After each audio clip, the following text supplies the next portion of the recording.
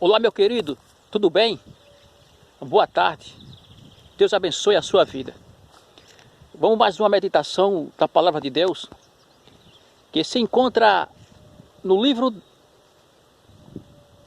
de Gênesis, capítulo 31, que fala com relação a Jacó na casa de Labão, seu sogro.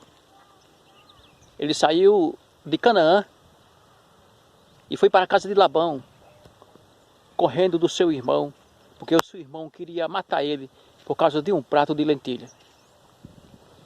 E a Bíblia diz que, mas eu quero falar, nós vamos hoje falar com relação a Jacó na casa de Labão. Jacó trabalhando para o seu sogro. E quando chegou lá, ele começou, na casa de Labão, ele chegou lá e começou a trabalhar para Labão. E Labão disse: não é justo que você trabalhe para mim sem ser recompensado, sem receber nada em troca. Então vamos fixar aqui um salário para você. E a Bíblia diz que quando Jacó chegou lá, ele se engraçou de uma das filhas de Labão, o que tinha por nome de Raquel. E a Bíblia nos afirma, nos relata que naquele tempo, a pessoa que quisesse casar com a filha de um cidadão, ele teria que pagar um dote. Ele tinha que trabalhar 7 anos. Então eles fixaram esse acerto, esse acordo, para Jacó trabalhar 7 anos pela mulher amada que era Raquel, que ele gostava muito. E Jacó começou a trabalhar e trabalhou 7 anos. A cabo dos 7 anos, Labão era aquele cara enganador, ultrapaceiro. Porque tem gente que é assim. Ele dá nó em pingo d'água. É trapaceador, é picareta. E quer se aproveitar do trabalho, do esforço, da boa vontade dos outros. Se aproveitar daquilo que ele não trabalhou, não suou. Ele queria passar a perna em Labão. Ou seja, em Jacó. Labão era o trapaceiro, enganador. E quando chegou o trato, ele disse: olha, eu já trabalhei os 7 anos para você, então eu peço que você me dê a sua filha, assim como a gente concordou, o trato que a gente fez. E ele cede a filha que Raquel, a que ele amava e pela qual ele trabalhou os 7 anos.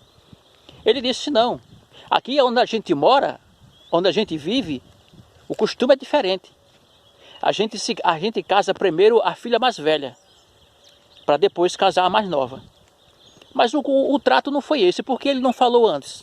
Ele disse: não, você vai trabalhar, nós pode fazer o acordo com Leia, o acordo para você trabalhar pela filha mais nova, a Leia.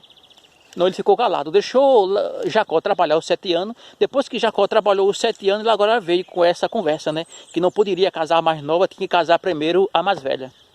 Já começou por aí. O cara é enganador, o trapaceiro. Ele disse: se você quiser a Raquel, você tem que trabalhar mais 7 anos por ela. E na verdade ele já tinha trabalhado os 7 anos. Mas como ele queria, era a Raquel, ele gostava da Raquel, ele trabalhou mais 7 anos para Labão. Já vai 14 anos. 14 anos que ele trabalhou.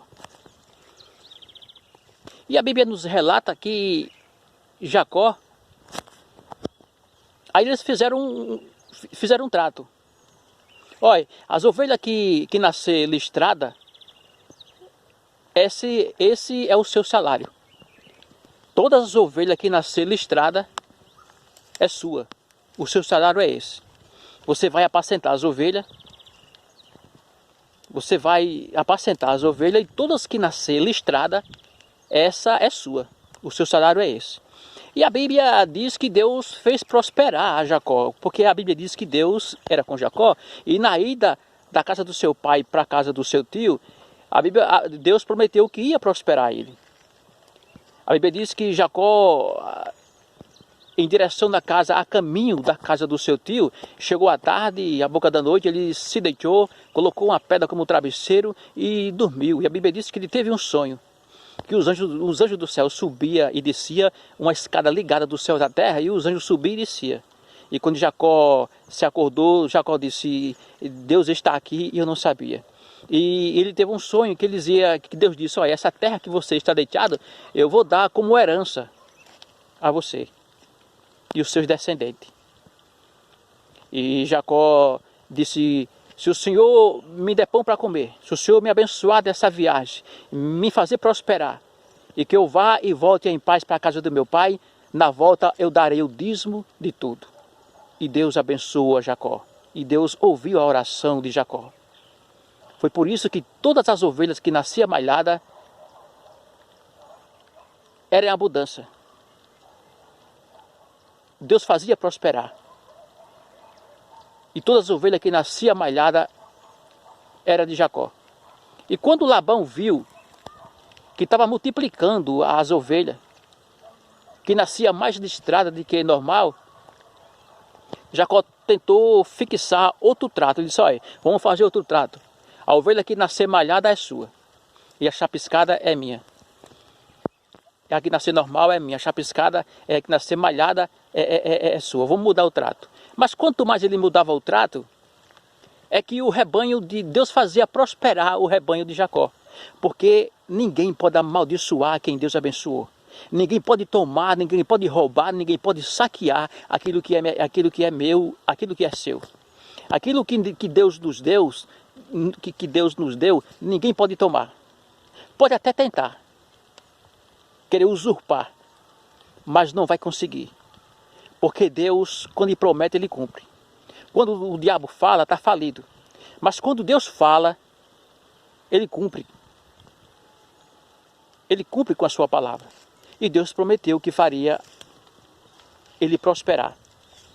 E os filhos, e um dia ele escutou uma história que os filhos de Labão disse: Jacó está ficando rico à custa do meu pai. Tudo que Jacó tem, tudo que o meu pai tem, Jacó está tomando. Jacó está ficando rico à custa do meus pais. E a Bíblia nos relata que Jacó não era mais como antes.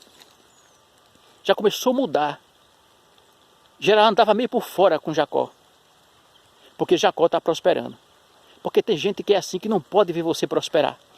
Tem gente que não pode ver você e eu prosperar. Ele faz o impossível. Ele quer atrapalhar. Ele quer jogar areia no negócio. Com olho de tandera. Para não ver prosperar. O espírito de inveja. E ele ficou por fora, andava já por fora. Porque ele via que Labão, ele via que Jacó estava crescendo, estava multiplicando.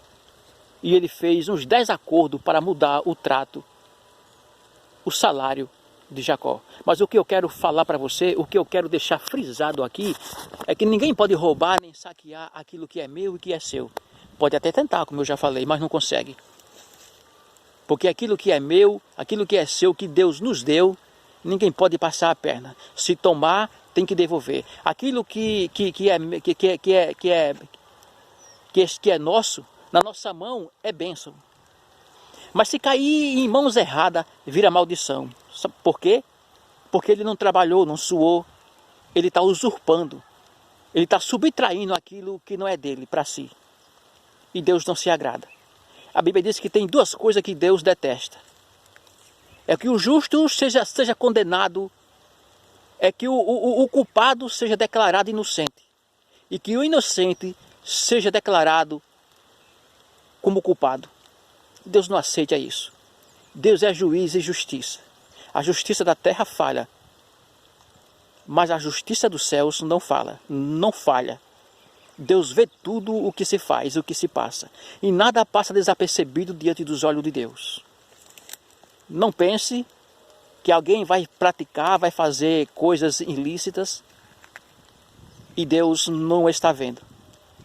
Aparentemente ele acha que Deus não está vendo, mas Deus, ele está vendo. Deus é um Deus que vê tudo. A Bíblia diz que os olhos de Deus é como chama de fogo. Não se passa nada desapercebido diante dos olhos de Deus.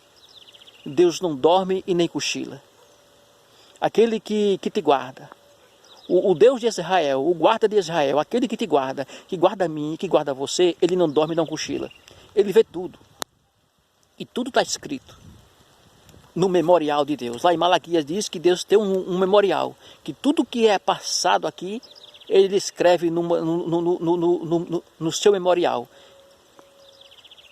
Não, porque já foi muito, já passou, já fiz isso, fiz aquilo, puxei o tapete de alguém, eu subtraí aquilo que subtraiu, ou tomou aquilo que não era, aquilo que era de fulano e de Bertrano, e ele não confessou, ele não devolveu. É bom que vá devolver. É bom que você confesse. É bom que você vá lá e diga, ó, subtraí isso, eu passei a mão naquilo que não deveria, mas eu quero confessar, eu quero devolver. Porque isso não é certo. E é bom que faça isso. Porque diante dos olhos de Deus não se passa nada desapercebido. E no dia do juízo, Deus vai trazer à tona. Então, vai estar escrito no memorial de Deus. Tudo que se passa aqui na terra está escrito no livro de Deus, no seu memorial. E não pense porque passou muito tempo, é que já esqueceu, já caiu no conhecimento, ninguém viu, ninguém sabe, ninguém descobriu, mas vai ser descoberto no dia do juízo. A Bíblia diz, arrependei-vos e convertei-vos para que sejam apagados os vossos pecados. A Bíblia diz que, lá no livro de Provérbios 28, versículo 13, que diz que aquele que esconde as suas transgressões nunca prospera. Sabe por quê? Porque vira maldição. Ele não prospera naquele ato que ele cometeu, que praticou, que não confessou, que não devolveu. Então, e escondeu, colocou debaixo do tapete, guardou as 7 chaves. Então, ele está subtraindo para si maldições. Porque ele não é dele, não trabalhou, não suou para adquirir aquilo. Então a Bíblia diz que aquele que confessa as suas transgressões, aquele que confessa e deixa, aquele que esconde as suas transgressões, o seu pecado, as suas atrocidades, as suas práticas ilícitas, nunca prospera. Mas aquele que confessa e deixa, alcança misericórdia. Então para alcançar a misericórdia de Deus, tem que confessar, tem que deixar, abandonar o ato ilícito. Fica aí a mensagem para mim e para você, que Deus abençoe. Nada é por acaso. Quando Deus fala, quando Deus usa alguém para falar, para pregar, para levar a mensagem, é porque alguém está precisando. Nada é por acaso. Que Deus abençoe a sua vida.